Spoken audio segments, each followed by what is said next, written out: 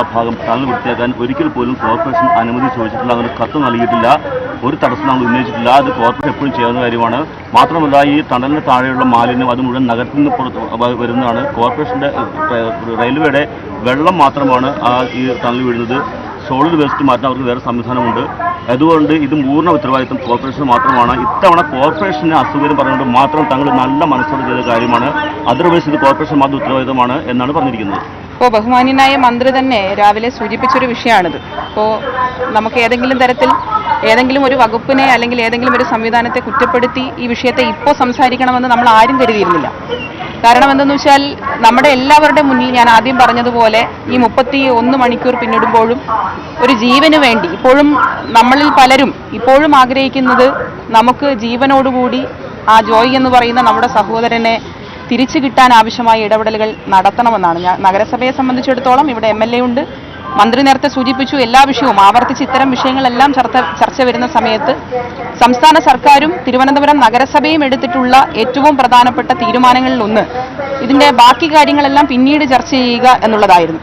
പക്ഷേ ഈ അവസരത്തിൽ പറയേണ്ടതല്ലെങ്കിൽ പോലും ചില കാര്യങ്ങൾ പറയാൻ ആഗ്രഹിക്കുന്നത്, ഒന്ന്, നഗരസഭ പെർമിഷൻ ചോദിച്ച് കത്ത് കൊടുത്തു എന്ന് ഞാൻ എവിടെയും പറഞ്ഞിട്ടില്ല, അല്ലെങ്കിൽ സർക്കാർ എവിടെയും പറഞ്ഞിട്ടില്ല. നഗരസഭ കൃത്യമായി ഇത് റെയിൽവേ പ്രോപ്പർട്ടിയാണെന്നും റെയിൽവേ ആണ് ഇത് ചെയ്യേണ്ടതെന്നും ഇന്നലെ മാധ്യമങ്ങളിലെല്ലാം പ്രചരിപ്പിച്ചതാണല്ലോ. ഞാൻ രേഖയുടെ അടിസ്ഥാനത്തിൽ തെളിവിന്റെ അടിസ്ഥാനത്തിലാണ് ഈ വിഷയം പറയുന്നത്. അതായത് മാധ്യമങ്ങളിൽ നിങ്ങൾക്കെല്ലാവർക്കും അയച്ചു തന്നത് പ്രകാരം അത് അവസാനം കൊടുത്ത നോട്ടീസ് മാത്രമേ നിങ്ങൾ കണ്ടിട്ടുള്ളൂ. നിരവധി തവണ ഓർമ്മക്കുറിപ്പുകൾ കൊടുത്തു. ഇത് കഴിഞ്ഞ വർഷം ഒക്ടോബർ മാസത്തിൽ വന്നിട്ടുള്ള മഴയെ തുടർന്ന് നമ്മുടെ നഗരത്തിൽ ആദ്യം വെള്ളക്കെട്ടുണ്ടാകുന്നു. അന്ന് നമ്മുടെ ബഹുമാന്യനായ മന്ത്രിയുടെ നേതൃത്വത്തിൽ തന്നെ നിരവധി യോഗങ്ങൾ ചേർന്നു, നഗരസഭയിൽ നിരവധി യോഗങ്ങൾ ചേർന്നു. നമ്മുടെയൊക്കെ അനുഭവം എന്താ, ഇത്തരം യോഗങ്ങളിൽ ബന്ധപ്പെട്ട വകുപ്പ് മന്ത്രി അല്ലെങ്കിൽ ജില്ലയുടെ ചുമതലക്കാരനായിട്ടുള്ള മന്ത്രി, നേരത്തെ ബഹുമാന്യനായി ഈ മണ്ഡലത്തിന്റെ MLA അദ്ദേഹം കൂടി മന്ത്രിയായിരുന്നു, 2 മന്ത്രിമാർ പങ്കെടുത്ത് യോഗങ്ങൾ വിളിച്ച നിരവധി അവസരങ്ങളുണ്ട് മഴക്കാല പ്രവർത്തനവുമായി ബന്ധപ്പെട്ടുകൊണ്ട്.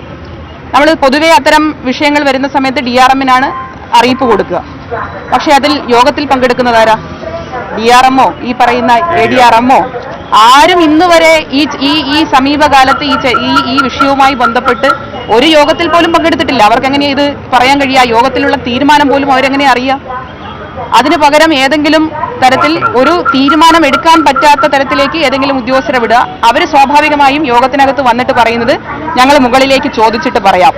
ആവർത്തിച്ച് ഈ വിഷയം പറയേണ്ടി വരുന്ന ഒരു സാഹചര്യം പലപ്പോഴും ഉണ്ടായിട്ടുണ്ട്.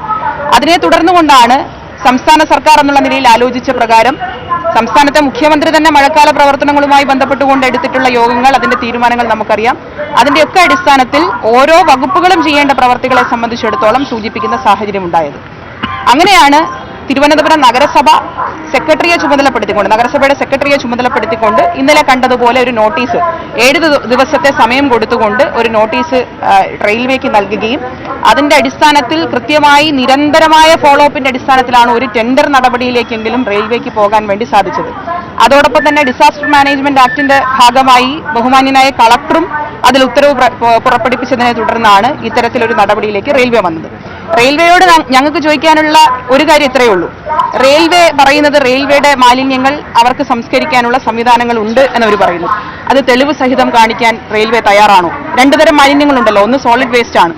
ഇന്നലെ നമുക്കറിയാം 3ാമത്തെ പ്ലാറ്റ്ഫോമിന്റെ അവിടെ നമ്മൾ ആ റോബോട്ടിക് മിഷൻ വെച്ച് ആ മാൻഹോൾ തുറന്ന് പരിശോധിക്കുമ്പോൾ റെയിൽ നീർ എന്ന് പറയുന്ന റെയിൽവേയുടെ ബ്രാൻഡഡ് ആയിട്ടുള്ള കുപ്പിവെള്ളത്തിന്റെ കുപ്പിയടക്കം, ആ മിനറൽ വാട്ടറിന്റെ കുപ്പിയടക്കമാണ് നമ്മുടെ എല്ലാവരുടെയും കൺമുന്നിൽ നിന്ന് അത് എടുത്തു മാറ്റുന്ന കാഴ്ച നമ്മൾ കണ്ടത്.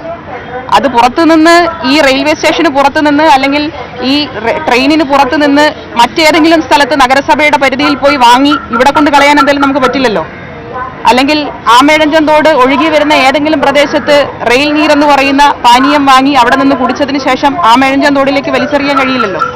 അപ്പൊ ഇതൊരു ബോധപൂർവമായി റെയിൽവേയുടെ ഭാഗത്തു നിന്ന് മാലിന്യ സംസ്കരണ രംഗത്ത് ഒരു ഇടപെടലും നടത്താതെ അതിനു പകരം ഇത്തരത്തിലുള്ള വിഷയങ്ങൾ, ഈ ജലാശയങ്ങൾ അത് വൃത്തിഹീനമാക്കുന്നതിന് അവരുടെ ഭാഗത്തു നിന്ന് നടപടികൾ ബോധപൂർവമായി ഉണ്ടായിട്ടുണ്ടോ എന്നുള്ള പരിശോധന അടക്കം നഗരസഭ ചെയ്യും.